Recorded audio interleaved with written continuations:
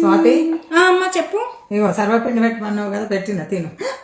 నేను ఇట్లా అడగంగానే అట్లా పెట్టేసినావా అమ్మ? అంతే నువ్వు సూపర్ అసలు. స్వాతి పాలుదా? వీళ్ళిద్దరు నేను నిద్ర లేవక ముందే టిఫిన్ రెడీ పెట్టి, నేను అడగక ముందే పాలు రెడీ పెట్టి గిట్ల ఇస్తున్నారు, మంచిగానే ఉంది.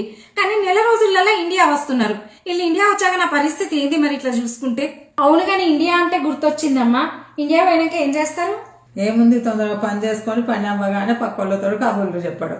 పక్కలతో కబుర్లు చెప్తే ఏమొస్తుందమ్మా? 4 పైసలు సంపాదించుకునే పనుందోటి చెప్తా, చేస్తావా? ఏం పని అది నేను చేయొచ్చా? శుభ్రంగా చేయొచ్చు. నీలాగా హౌస్ వైఫ్స్, నాన్నలాగా రిటైర్డ్ ఎంప్లాయీస్ అందరూ చేయొచ్చు. 10th ఇంటర్ డిగ్రీ క్వాలిఫికేషన్ ఉండి చేతిలో స్మార్ట్ ఫోన్ ఉన్న ఎవరైనా చేయొచ్చు, తెలుసా?